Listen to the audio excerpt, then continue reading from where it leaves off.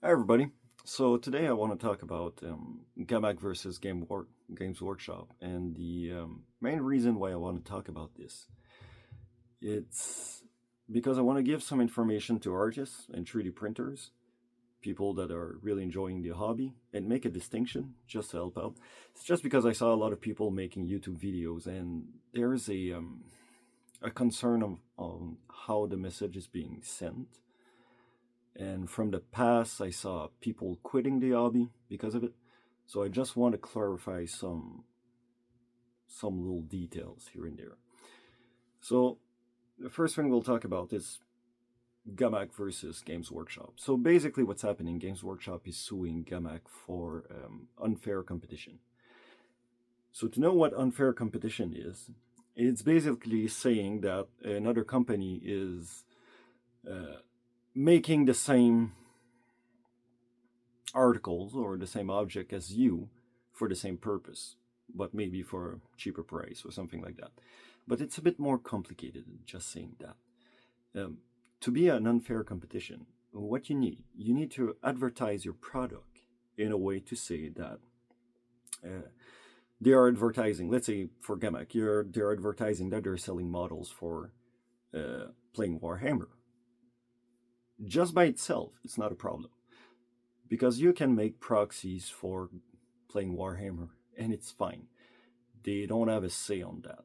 And we saw from the lawsuit from Games Workshop versus, what was it, Chapter House Studio, that was in the early 2000s, if I remember carefully, where they sued Chapter House Studio for making models. And in the lawsuit, the judge told them, using the word Warhammer, it's not a problem, right? You can say I sell models that you can use for Warhammer. It's fine for the game, but you cannot duplicate the models. So what happened? They brought in front of the judge a catalog of all the models from Chapter House Studio that Games Workshop was against, and the judge found out that a few of them, only a few of them, were infringing, an infringement of the copyright for duplicating models. And the judge made sure to tell them that a basic shape like a pauldron, a triangle, a circle is not a problem. It is not something that goes against a copyright because you cannot copyright a simple shape. And since a pauldron is something that is used for multiple armor through history and stuff like that, they cannot claim that. But if you make a pauldron with a logo of the Ultramarine, yeah, you're infringing on the copyright. Then it's pretty obvious that it's a duplicate. So that's the copyright side. So when you got the unfair competition, you then need to say, I got models for Warhammer, and at the same time, you go against the copyright. You're infringing on their copyright. So for Gamak, when I look at the website, many of their models are not duplicates. They are obvious, unique, artistic take, and that is fine. The problem comes from, like I saw, the repulsor is really close to the original repulsor. So in loss, we use a percentage saying that if you get at least 40% different, you should be fine. It is not written in the jurisprudence, the decision from the court. It's just something that we use to say at least if you reach that, you should be fine. It's like at least a semblance of a line to not cross.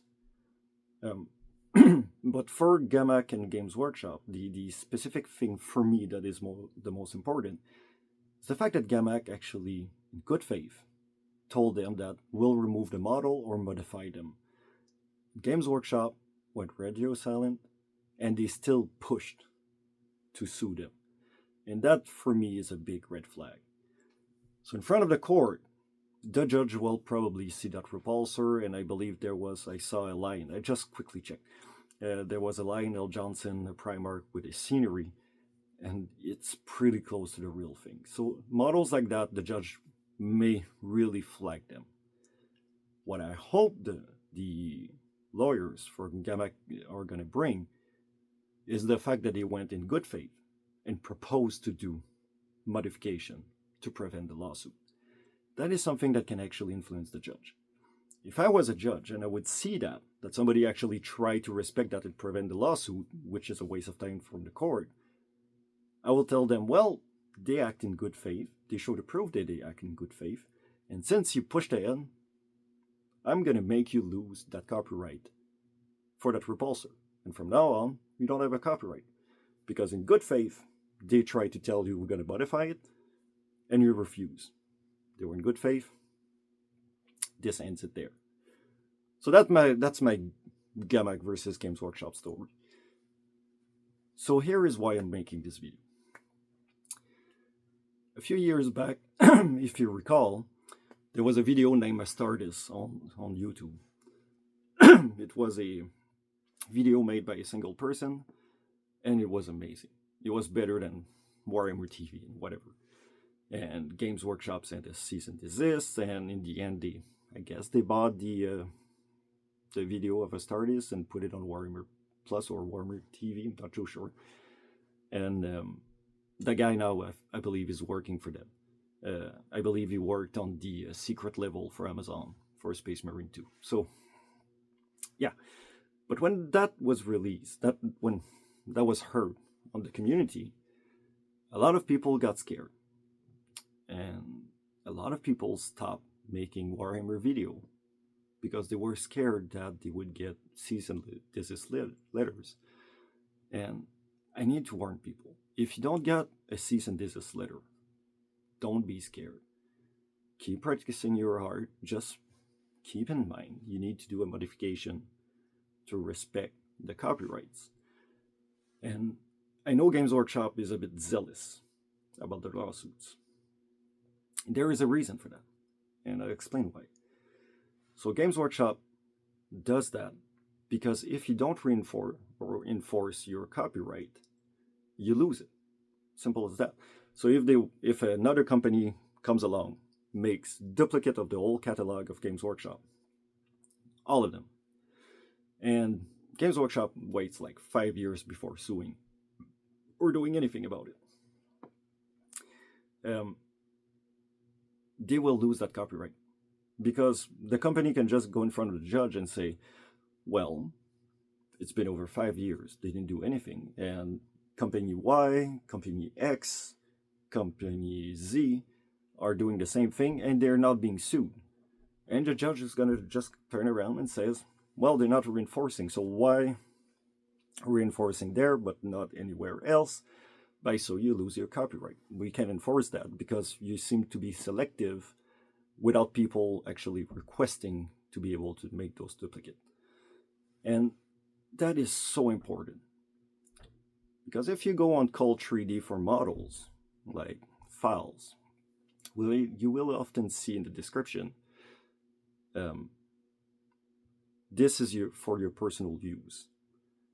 If you want to market it or resell it, you need to get a license or an approbation from the artist.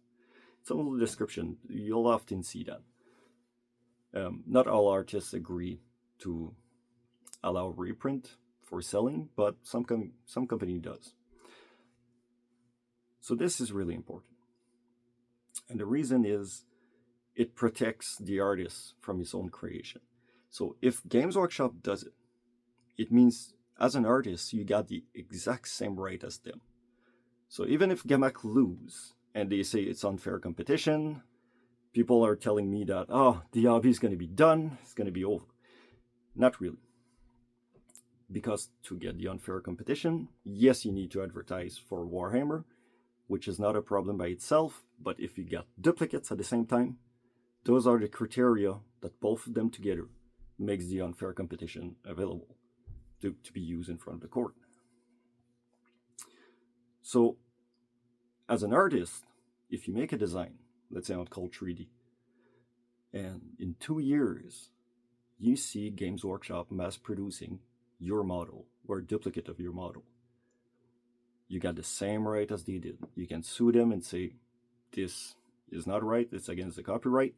And if they, advertise for a game system that you made, you could use the unfair competition. So unfair competition, the only thing is if the artist, let's say I got an example. Right here, don't know if you see that, it's the Play on Tabletop arena. It's the Coliseum. They created their own system, similar, inspired from Games Workshop, but it's not the same. It used the rules, but not the same. If Games Workshop start selling that on their website without PlayOn agreeing on it, they would go for unfair competition to a certain degree. It would be hard because they don't make models, but if they duplicate the scenery and stuff like that, you could say that. So it's just a new approach from Games Workshop, and I'm not sure why they went that far for Gamak. It seems a bit overzealous to a certain degree, just by the fact that Gamak actually wanted to solve the problem. So I'm not sure. We don't have Games Workshop being transparent in those things, so we don't know the other communication that was happening on the other side. So I can pronounce myself. I can really not pronounce myself. But Gamak was transparent and they gave us the information from their side. So just from that side, I would say just the fact they were acting in good faith is actually, sorry for the term, a dick move from Games Workshop. So, we'll come back to the artists. So if you make models online, there's a minimum of responsibility that you have to take. And that is make sure that you respect the copyrights. If you look at Gamak, there's a few models that are really unique. They look like Space Marine, but they're not Space Marines. As long making a futuristic armor with a backpack, it's not enough. But if you start putting emblems of the Dark Angel, putting emblems of the Ultramarines, you are getting into a load of problem. So as an artist, you got the right to protect your IP, your creations. Make sure to add those things that says this is for your personal usage and not for mass reproduction or selling or reselling or producing to sell. This protects the artist from other companies that would want to steal their idea. Because yes, we can talk about Games Workshop, but Games Workshop is just like a big beacon in the sky it's like the light of the Emperor from Terra. Everybody sees it. But while everybody's looking at it, nobody's looking at the back. Okay, we got a problem with AI right now. You saw on YouTube, we got YouTube videos with AIs. We got people using AI to create their own thing. But an AI is not a creative mind. An AI is like a kit basher. It takes things that's already there and bash them together. So we're starting to get people doing, not GoFundMe, but like Kickstarters and stuff like that, like Patreons. And they take model from 3D Code that are free. They take models from other artists that they charge for, and they hide it behind a Patreon. And some of them will defend themselves saying, well, I use an AI, and the AI, I ask him to make a model, and he made that model. The thing is, the AI is going to search the internet, or he's going to search his data bank, and take whatever he finds and bash them together. But sometimes it's only a finger that's going to be different. He's going to take the whole model from somebody and maybe move a hand differently with a different weapon. That's like 90%, 95% the same model. So that would go against copyright. So we got people wanting to make money that are kind of stealing from artists right now. And nobody's talking about this. And this is a big red flag for me. So that's why that lawsuit, in a certain way, for me is a good thing. Because it does two things.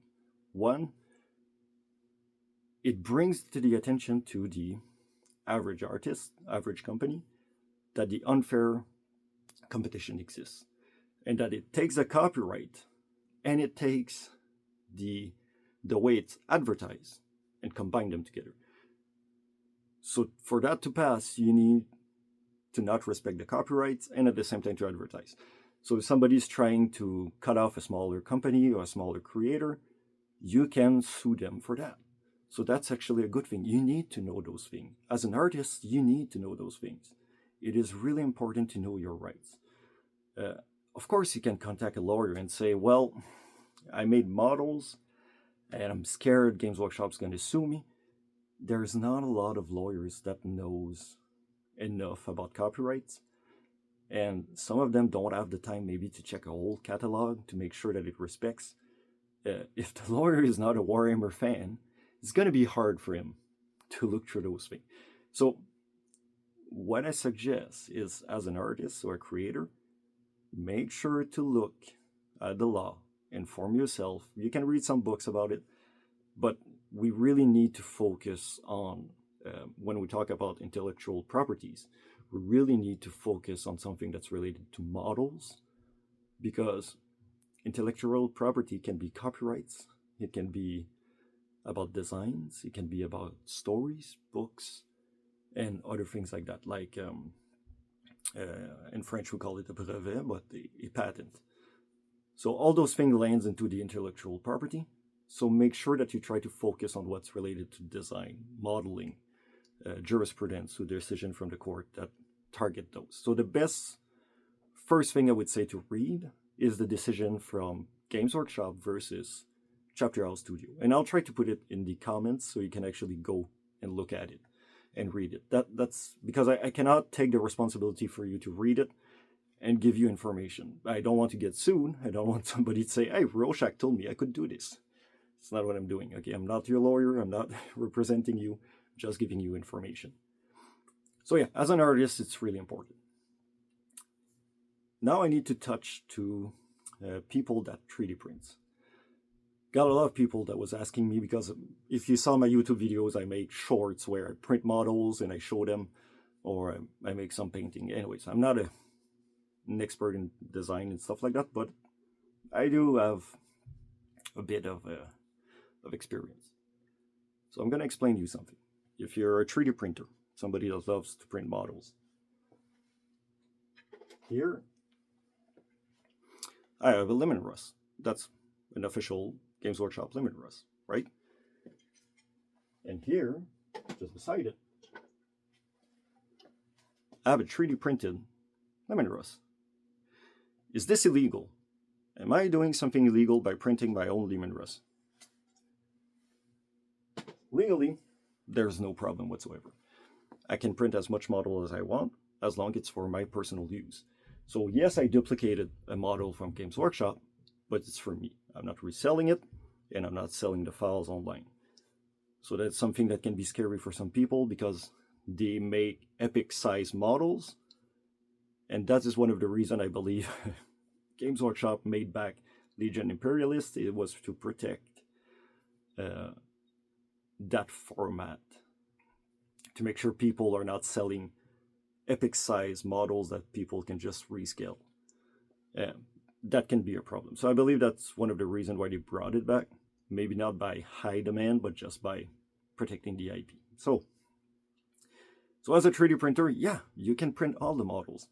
You can get a camera, take a picture of a model, upload it into a program. It's going to render a 3D file, which you can convert to Cura or whatever to print, and that's it. You're good. There's no problem with it. The problem would be to take a picture, let's say, of the Fulgrim Primarch, the newest one, and put the file on, take a picture, convert it to a file, and put it online for people to print. Then you're infringing on the copyright, because you're reselling or distributing something they make money out of it. But if you make it just for yourself, no problem. Can you give it to a friend? To a degree, yes. But let's say they found out that you gave it to at least 1,000 friends, that could be a problem, if you see what I mean.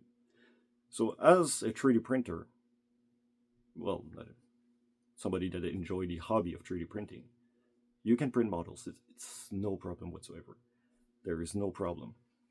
For using proxies like this is a creature caster model that I use as a tech priest.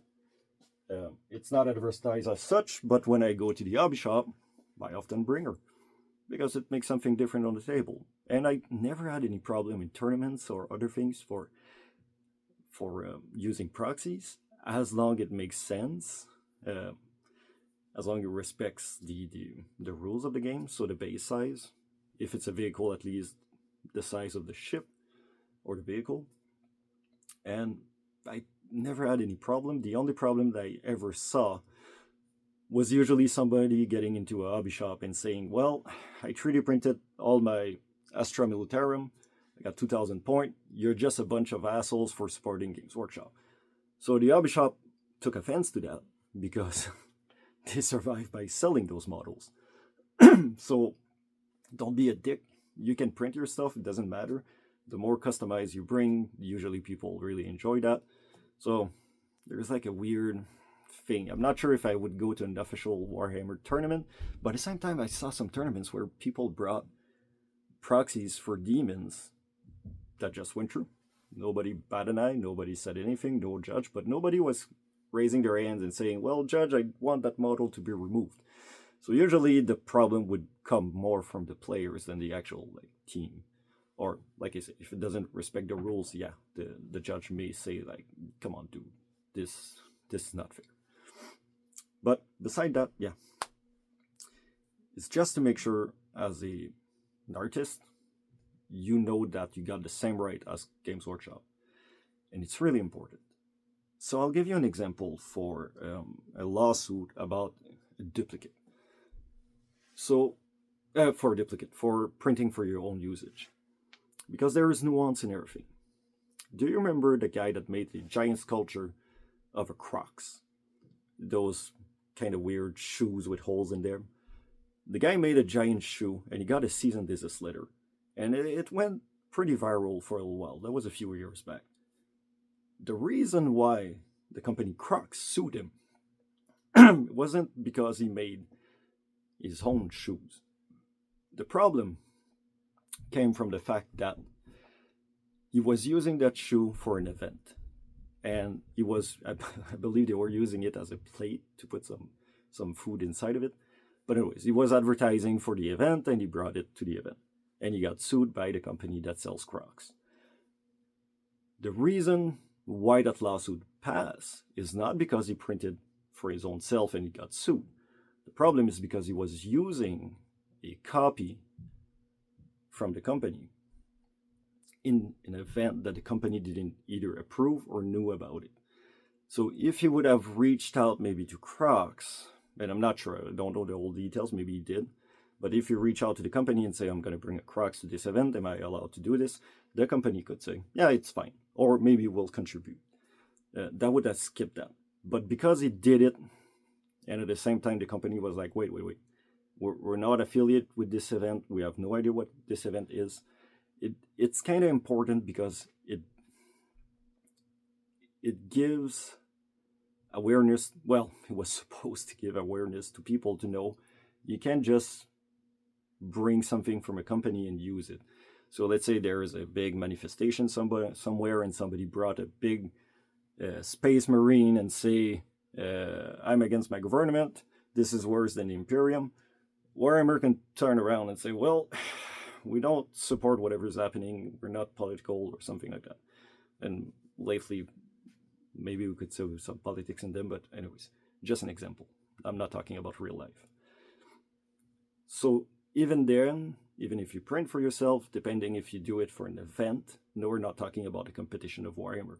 We're talking about a social event or another company advertising something. You need either an approbation or do enough modification to that object so it respects the law for the copyrights, which is not to infringe the copyright itself. So there. So I know it's fast, but trying really to give you the broad idea to this, because I don't want people to run away like it happened a few years back when Games Workshop started sending cease and desist letter to YouTubers. If you don't get a cease and desist letter, you're fine. Keep doing what you're doing. If you get a cease and desist, if you stop, you're fine. You can actually argue with them. But with Gamak, it scares me because a good faith, and it's something even in my practice, good faith, it's always something good. You want negotiation, you want to prevent going in front of a court. Going in front of a court is really, really tricky. And it costs money for a waste of time, usually. And I tell often to my client, going in front of the court, even if I'm 95% sure we're going to win, the other party can bring one argument that destroys my whole thing. And the judge can hyper-focus on it if he wants. And all of a sudden, my 95% sure that we're going to win lands into a 50% sure. It's problematic. And here, for Games Workshop, I agree. They are zealous with the lawsuit, and the big problem from this, it's a huge company. They're making a lot of money since COVID. It is insane how much people are like, oh, will 3D printing destroy the company? Oh, hell no. Oh, hell no. They are branching out in games, movies, TV shows. They're fine, okay? But they got a lot of money. So if they sue a small artist, and the artist needs to take a lawyer just to tell them that the model doesn't infringe their copyright, it's going to cost you like $2,000 to $5,000 just to tell Games Workshop that you did nothing wrong. And Games Workshop maybe turns around and say, okay, you're right, and stop it. But that artist, that maybe most artists doesn't make $5,000 per year from their models. They make a few bucks, maybe a few hundreds. That's it, okay? Yes, some artists, some companies that make models or 3D prints or files makes hundreds of thousands of dollars per year. It's not the reality of all the artists. So for that, I feel it's unfair. It's not balanced. So that's why I say, if you're an artist, try to know your right to be able to defend yourself. So at least you know if you take a lawyer to help you out, or you want to invest in that direction to get information, at least if you know the basic, you know if that lawyer knows actually what he's talking about.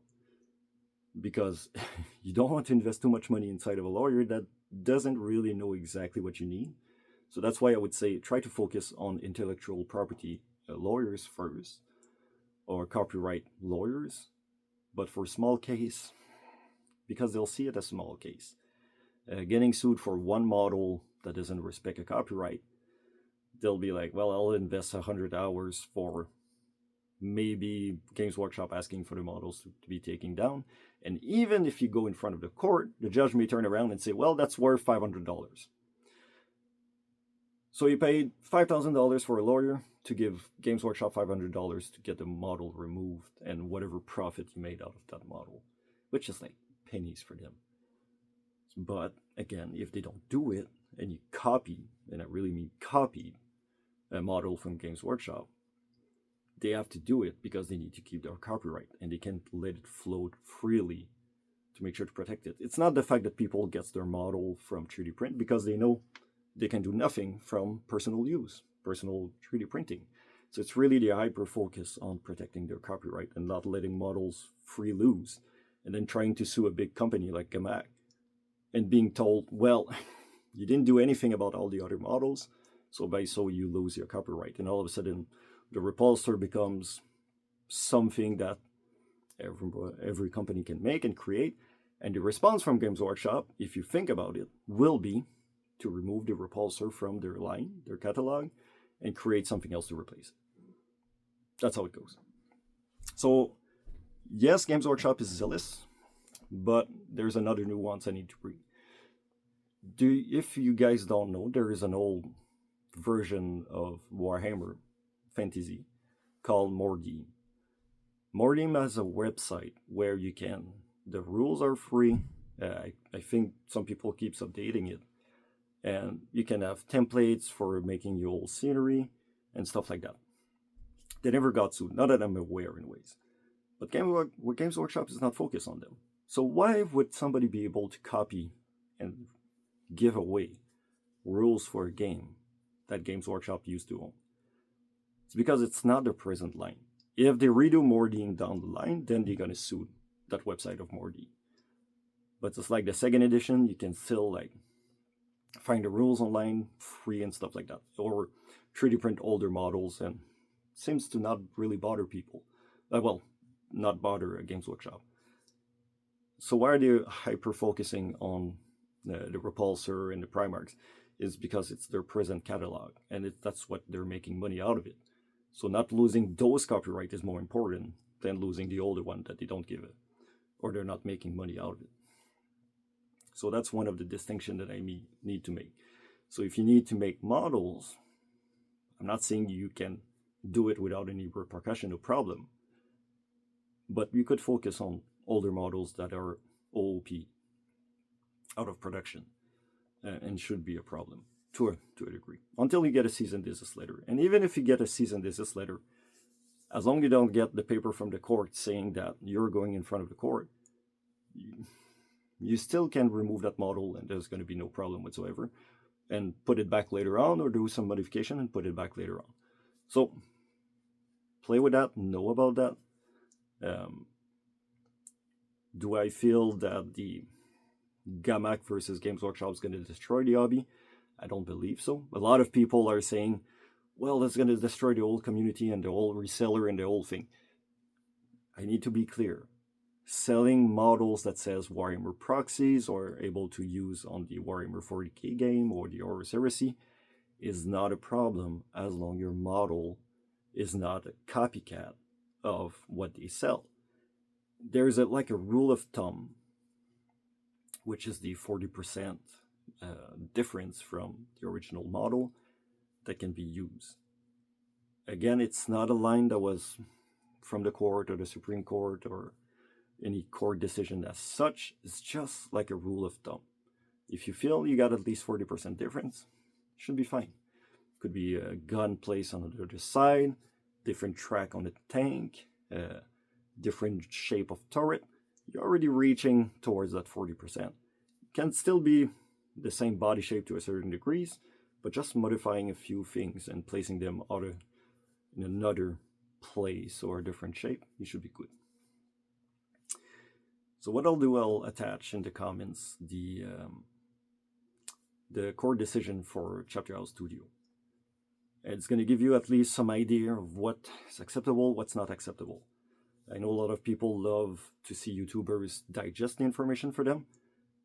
I do not feel comfortable to do it because then I'm more reaching the legal advice versus the legal information, and I don't want to go there. But I just want to make sure that the artist knows their right, that you know you can protect yourself, that you know that you need to put for personal usage only when you sell a file, or to make sure that they are requesting your approval through a license if they want to reprint or resell. It's something you can do. A lot of Kickstarters does that for sceneries and stuff like that. So modular sceneries, often you'll see that you can buy the file or you can buy the license for the file. That's going to cost more. That let you print as much as you want and resell it. I'm not sure if it's monthly fees, but anyways. Just know and be aware of those things. I do not believe that the Gamak versus Game Workshop will change that much the jurisprudence and the elements to prove it. Because like I said, the unfair competition is really clear in the jurisprudence. You really need to advertise as a replacement for the original game and have duplicates of those things.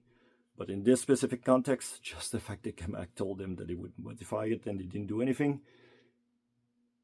If I was the judge, I would remove the copyright on the models they didn't. Well, if Gamak told them I'll remove the repulsor, I'll remove the lion model, and at the end they turn around and they say, well, they were in good faith, Games Workshop you soon, for those specific models that they told you they would change, you lost the copyright. That would be really mean. That would be teaching a lesson to companies saying that if somebody acts in good faith, you need to act in good faith too. And that'd be a beautiful warning to other companies to not sue for any reason or just pure pressures, like just pressuring all the competition that exists. Competition can exist and should be allowed to exist. That is capitalism 101. But there's nuance. So anyways, I'm not a judge, so I can do nothing about it, and I can only give my opinion. Not sure what's going to be the end result, but even if Games Workshop wins the whole thing, which I'd be really surprised that the whole catalog gets flagged. They got a lot of things, so the judge is going to be pissed. I'm already telling you. If Games Workshop shows up with over 2,000 models saying they're all infringing, and the judge goes through it, and there's 90% of them that are not, infringing, the judge's gonna start to get pissed. He's gonna make a table, he's gonna say those are infringing, those are not, those are something else that it's not even under the law or under the jurisprudence, the common law. Yes, you'll be compensated for that, but the fact they were in good faith, you're gonna lose money. You're not gonna get the full amount you were asking. Or, if I was a mean judge, would say, you seem really zealous in the lawsuits. You see those 10 models that I flagged as being copyrights, since they were in good faith and wanted to change it, and you still push ahead, I'm removing your copyright on those. And Games Workshop from then lose the privilege to be the only one making those models. And like I said, the behavior will be to remove those from their own catalog and create new models. And then diehard fan will buy the new models, and the older fans will play the older version with those models. So anyway, I know I'm a bit all over the place, but I really wanted to make sure that we clarify those elements. I don't want artists to stop creating, printing. I don't want people that 3D print in the hobby to support stealing from somebody else. Because if you steal from Games Workshop, that means that there's a possibility you buy from Patreon and other, which steal actual models from other artists, which is really problematic. And usually, like I say, they hide those behavior behind Patreons. So nobody can see what's happening, and you got people stealing from 3D Cult, or they're using AI that actually duplicate. So they kind of wanted to try to wash their hands, saying, well, it wasn't me, it was the AI. But the court was really, really transparent about that. Using an AI that create and duplicate a file from somebody else is still your responsibility, because the AI is considered as a tool and not as a person. You cannot hide yourself behind it. It's not a safe space to do that. So just be aware of that. If you're somebody that uses AI to create files, it's fine. But I would say try to get the file from the AI, then modify it again. Use a bit of personality inside of it to at least show that you did something out of it. I got some people that got, I say scam. Let's say a Lemon Russ is $80. And they go on Patreon and there's a guy selling Lemon Russ for $70. And they're complete duplicate.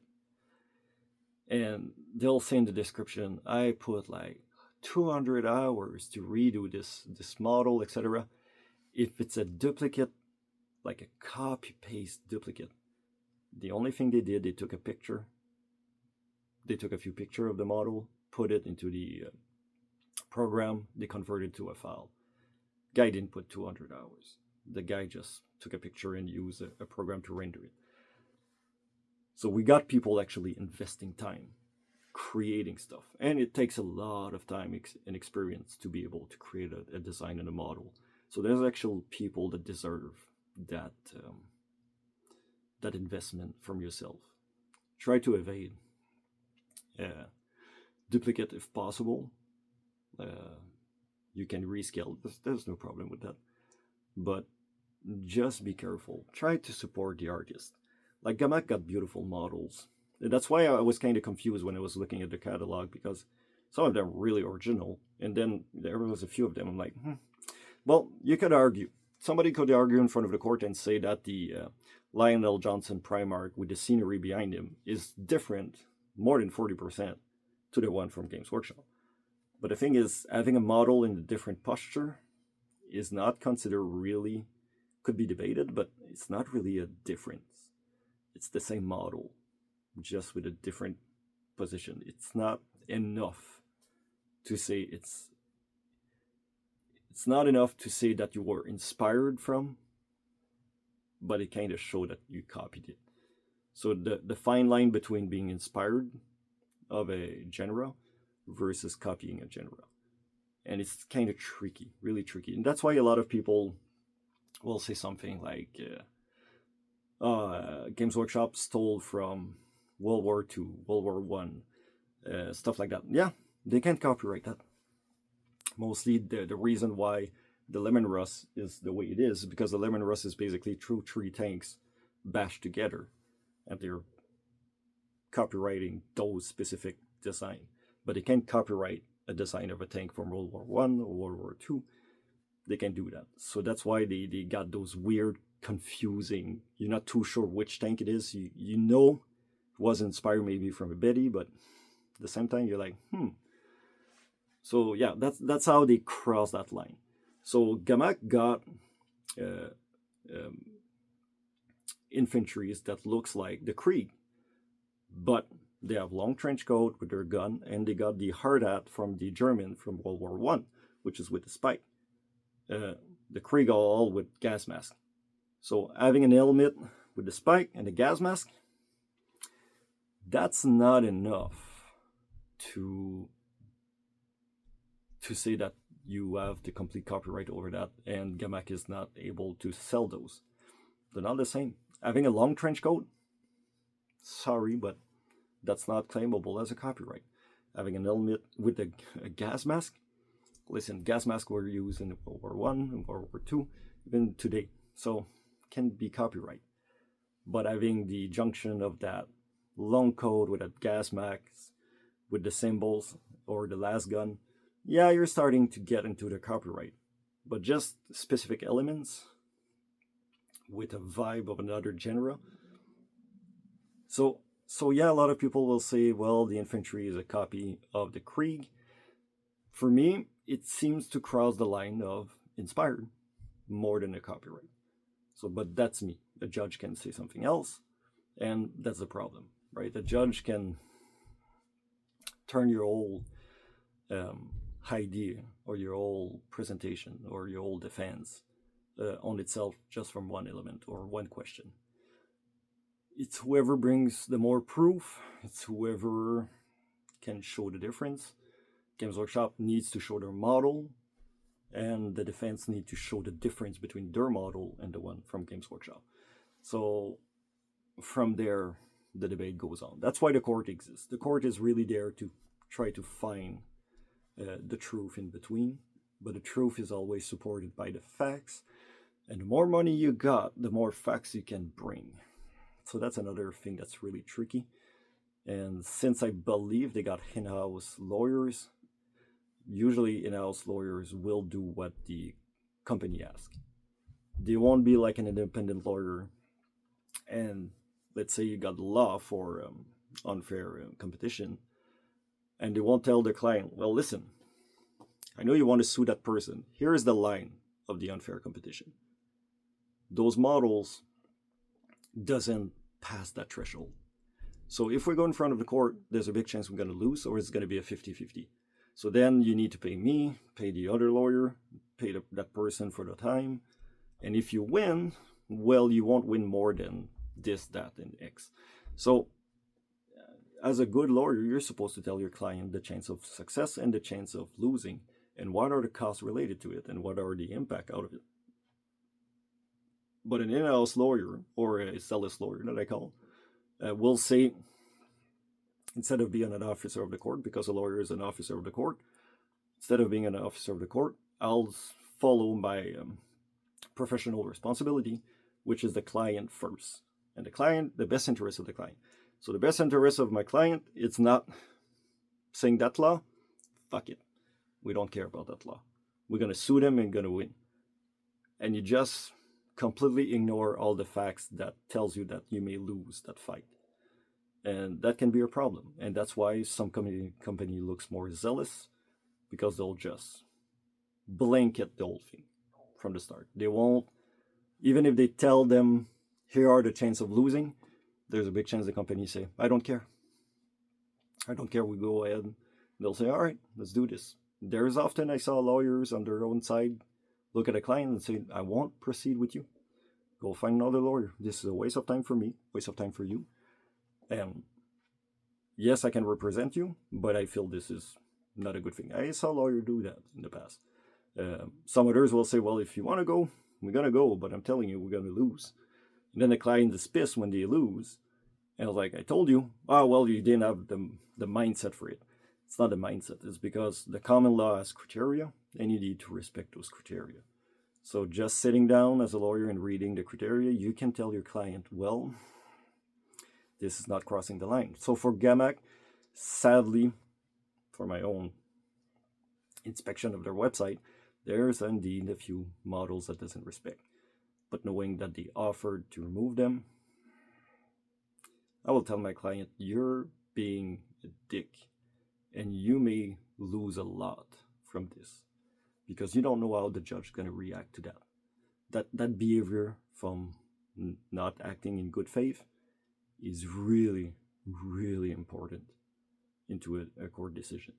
And I hope for Gamak that they bring that up, because they need to get a slap on the wrist to tell them, don't proceed with lawsuits when people are acting in good faith. You'll still protect your copyright. Just the fact you did that and there was negotiation and it's solved, you still got the paper trail to show that you tried. So even if somebody down the line says, well, Gamak was selling this model like 5 years ago and they didn't do anything about it, they'll come in front of the judge and show the document and say, well, Gamak, we told Gamak a cease and desist. Gamak responded by saying, we'll do the modification. They did the modification. So we protected our copyright. So by such, we're not giving up on our copyright. So it's a bit zealous for me. But I don't have all the facts, but that's what it is. So anyways, I'm rambling. So on this, I hope it helps out. I'll put, like I said, in the comments, the link for Chapter House Studio with the court decision, just to help you out. And I'll try to add a few other websites so you can actually, it's a jurisprudence, it's a decision from the courts. You just need to write Games Workshop, press enter, and it's going to release all the jurisprudence for your region. Well, I'll try to get one for America, Canada, maybe Europe, and maybe Australia. Try to blanket a few places.